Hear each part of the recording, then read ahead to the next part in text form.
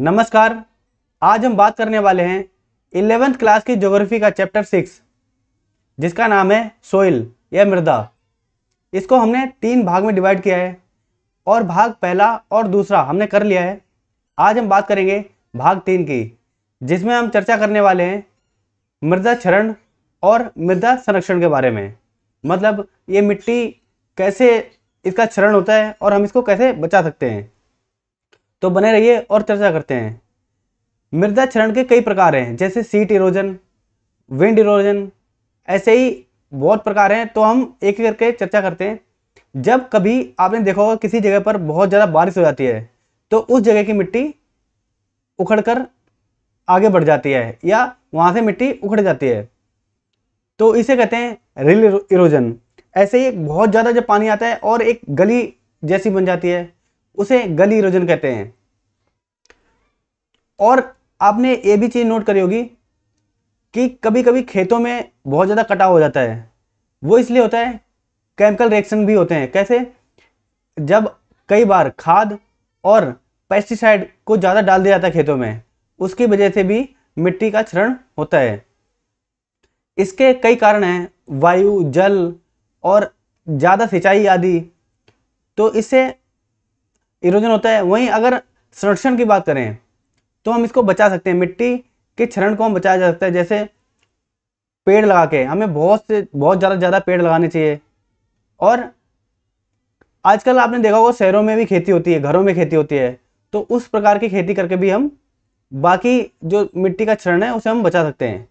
और कई बार आपने देखा होगा कि हम पहले क्या होता था कि जो फसल होती थी उस महीने ही जैसे जो इस टाइम जो फसल हो रखी है जैसे धान की, तो पिछले कई सालों से धान की ही खेती होती थी। परंतु धीरे धीरे क्या हो रहा है, उस चीज़ को शिफ्ट करते करते अब उस मौसम में उस खेती को ना करके किसी और फसल को भी हम उगा रहे हैं। ये भी एक गलत तरीका है, क्योंकि मौसम और पेस्टिसाइड का कहाँ इस्तेमाल कैसे होना चाहिए वो ध्यान में बहुत रखा जाता है।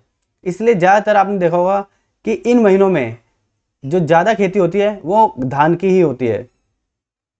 वहीं वर्षा, हमें जब वर्षा होती है तो उस पानी को किस तरह इस्तेमाल करना चाहिए उसका भी हमें ध्यान रखना चाहिए।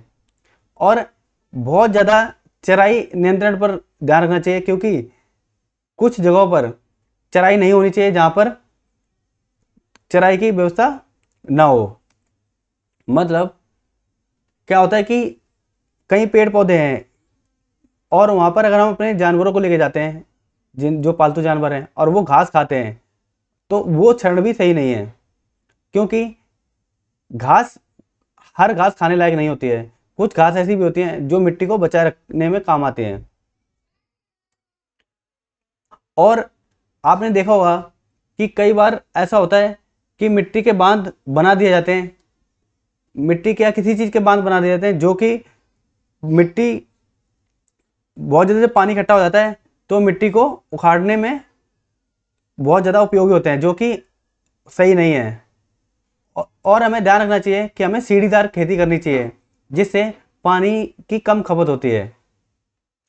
तो हमने अभी इस चैप्टर में सीखा है। सबसे पहले हमने सीखा था पार्ट 1 में कि मिट्टी क्या होती है, यानी मृदा क्या होती है। फिर आगे हमने मिट्टी के प्रकार यानी मृदा के प्रकार देखे, जैसे काली मिट्टी, रेगुर मिट्टी, पीली मिट्टी और बहुत सारी मिट्टी, हमने जलोढ़ मिट्टी आदि पढ़ा है। और लास्ट चैप्टर में हमने देखा कि संरक्षण कैसे करते हैं और ये मिट्टियाँ इनका क्षरण कैसे होता है, ये सब हमने पढ़ा है। तो ये चैप्टर कैसा लगा आपको कमेंट करके ज़रूर बताइए, और नेक्स्ट चैप्टर के लिए हमारे चैनल को अभी सब्सक्राइब करें।